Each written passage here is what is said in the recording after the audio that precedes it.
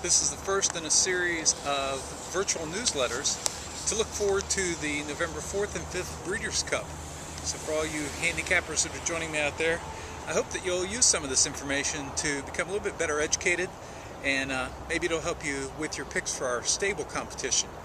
At the Florida Derby 2010, the Breeders' Cup 2010, and the Florida Derby 2011, those pools produced winning payouts to the winning owner of over $100, so never hurts to have a little knowledge.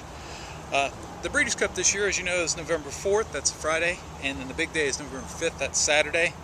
Tickets were $20 for Friday and $40 for Saturday.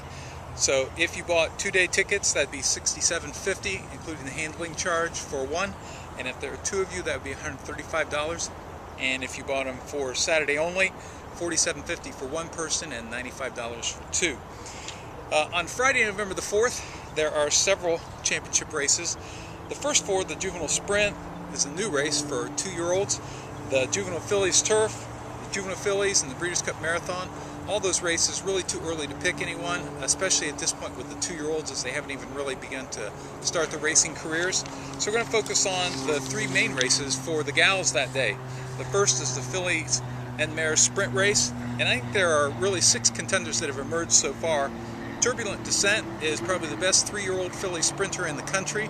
She's been proven over synthetic and over real dirt, although she didn't run as well last Saturday in the slop at Belmont, where she was run down by It's Tricky, who looked really impressive as well. And she's got some talent. That wasn't just a mud thing that projected her to a big win.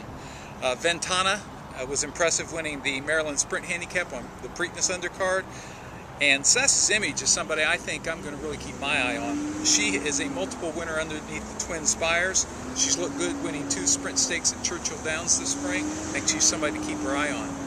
The Pro Tem leader of the division seems to be Hilda's Passion. Hilda's Passion is a very quick filly and will probably go right to the front. I'm just not convinced. I saw her run twice at Gulfstream. Didn't think a lot of her then, and I'm still not convinced, although the way she ran in the Grade 2 vagrancy at Belmont was pretty impressive. Lastly, Switch from out west. Switch is one of my favorite filly mares. The only problem I have with Switch is the fact that her connections keep trying her around 2 turns. I think if they turn her back, which she ran in the Breeders' Cup Filly and Mare Sprint last year, I think she'd have a big chance. The Breeders' Cup Filly and Mare Turf, Aviate, won on the Derby undercard, paid $13.20. I had that one. She has the look of a European up-and-coming star over the summer.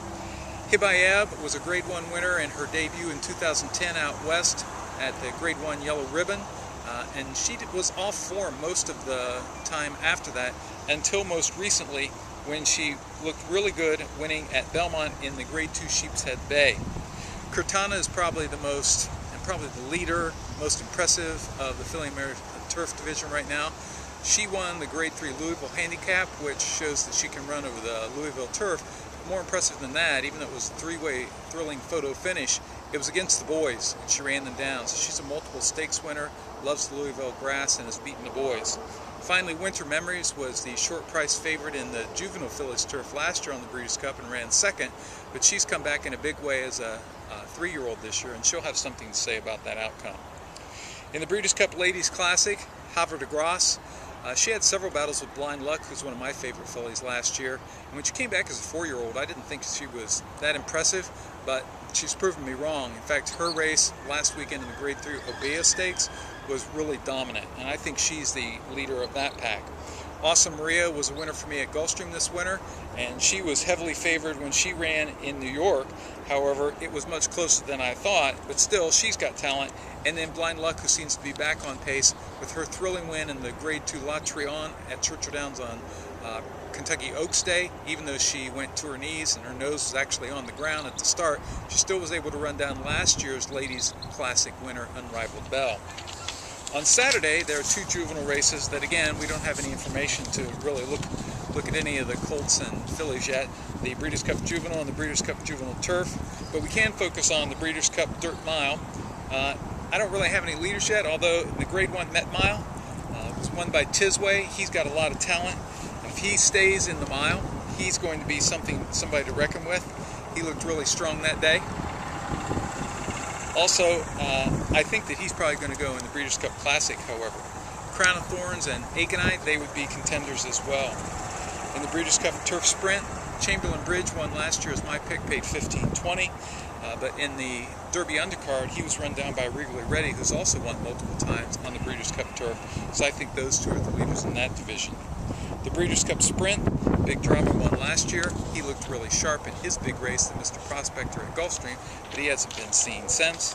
Amazombi looks to be the best sprinter out west, and Noble's Promise won the Aristides at Churchill Downs to have a shot.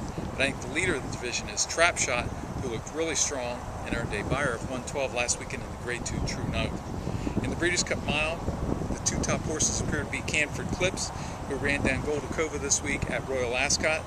Goldacova is a 3-time Breeders' Cup champion, the only one that has done so far. The Breeders' Cup Turf on that Saturday will probably be won by a European. Acclamation is the strongest North American runner. He's a front runner though, and usually the Europeans own that race. And in the Breeders' Cup Classic, I think the division is led by Twirling Candy, who when he's on his game is certainly sharp. Showed a new dimension when he won the Californian by coming from off the pace. You also have to look at Tisway if he decides to go in that race instead of the mile. And Apart, who we'll find out a lot more about him this Saturday when he runs in the Stephen Foster. If you look at the attachment that I've sent along, there's a lot of information about Breeders' Cup weekend, and I hope some of this has helped you as you look forward to making your selections for the Breeders' Cup.